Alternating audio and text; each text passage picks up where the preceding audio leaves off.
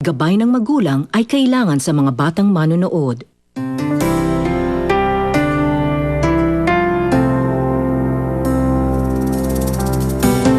Hindi ako pilot, tapusin mo ang buhay mo, naintindihan mo?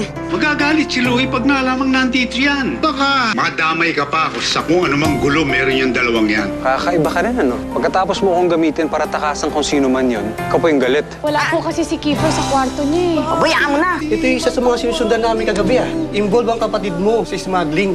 Ang lakas ng loob mong nakawan ako. Hindi ko po kayo ninakawan. Naiiwan ko po sa taxing sinasakyan ko. Sa akin, ang utang, maliit man o malaki, dapat binabayaran. Kailangan natin makatakas dito. Paano?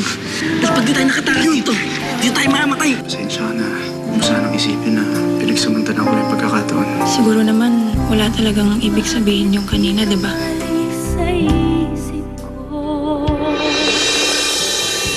Halos maglapat na yung nguso nyo ni Graciela. Umamin ka na nga, Martin. Bilib din talaga ako rito kay Martin eh. Lahat na ng mga agad chika sa kanya napupunta. Ha? Hanep? Aksidente lang yun. Aksidente.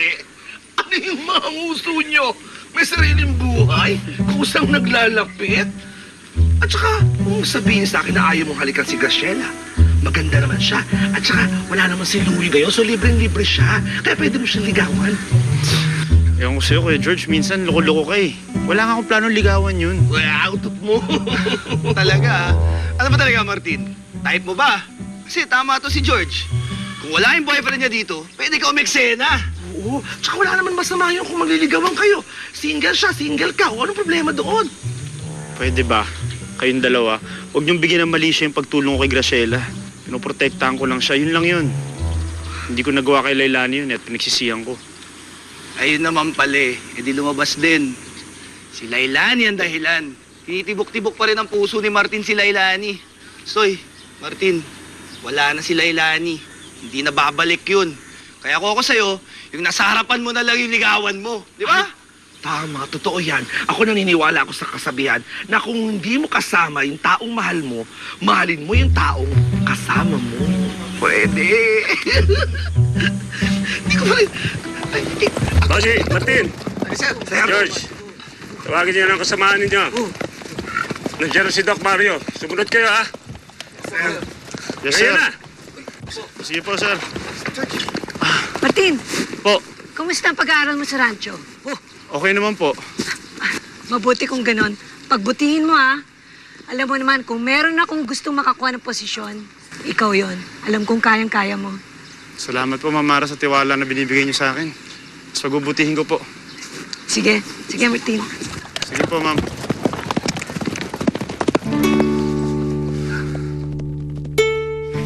Lolo, tulungan ko na ho kayo dyan. Naku, wag na. Bisita ka dito eh. Tsaka may sakit ka. Eh, wala rin naman ho akong ginagawa. Saka medyo maayos na rin ho pakiramdam ko. Sige na ho. Talaga naman palang napakabait mo. Kaya naman pala, napakadali mo naging kaibigan si Martin. Pero huwag mo nang uulitin yung ginawa mo, ha? Pahalagahan mo ang buhay mo. Pasensya na ho kayo. Huwag mo ikasasama ng loob, ha? Pero, alam ba ni Senyorito Louie na nandito ka sa amin? Alam ko ho na nag-aalala ho kayo na baka magka-problema ako sa kanila ni Martin. Pero huwag niyo na hong isipin yun. Wala na ho kami ni Louie. Wala na rin ho siguro siyang pakialam kung nasaan ako ngayon. Malaki ho ang utang na loob ko kay Martin. At ayokong may mangyaring masama ng dahil sa akin. Napakabait na bata talaga niyang apo ko. Alam mo bang malambot ang puso niya sa lahat ng mga nangangailangan ng tulong niya. Alam ko ho yun. At wala ho akong balak na busuhin ang pagtulong niya sa akin. Huwag ho kayong mag-alala. Ayusin ko na rin ho ang pagbalik ko sa Maynila. Di na rin ho ako magtatagal dito. Sa pagpili ng babae, dapat maganda ang pangangatawan ayon sa edad nito. Kailangan maganda ang hugis ng balakang at ng suso. Oh, tawa kayo ng tawa. Alam nyo ba kung bakit? Kapag malambot ang suso ng baka, mas maraming gatas ang may bibigay nito. Hindi katulad ng matitigas. Kaya kung mag-breeding kayo, siguraduhin nyo maganda ang hugis ng suso ng baka. Ang mga baka pwedeng manganak hanggang 13 taon. Pero ang pinaka-productive nito, 3 taon hanggang 8 taon. Ay, ayan. Pansinin nyo yung isang yon. Malinaw na discharge. Ang tawag dyan, mucus discharge. Kapag ganyan ang baka, ihi ng ihi, at hindi mapakali sa kapwa baka, estrus o naglalandi. Pwede na i-breed yan. O, sige nga. Turo nyo sa akin kung anong baka ang pwede na mag-breed. Bisa mo!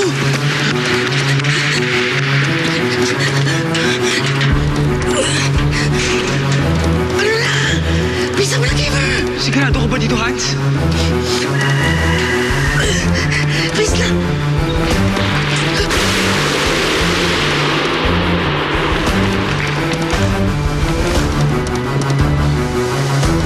Brando, wala na! Swerte yung kasama mo nakatakas. Ikaw malas mo.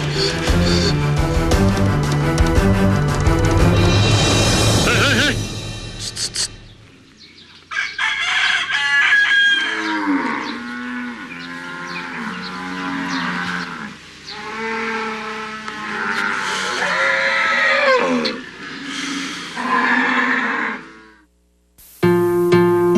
Wala na si Lailani. Hindi na babalik yun.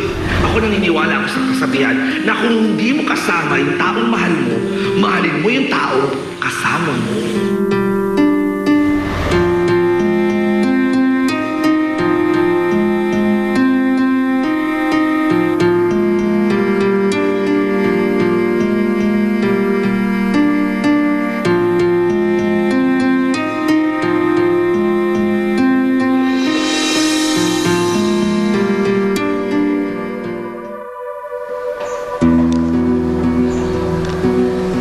Hans?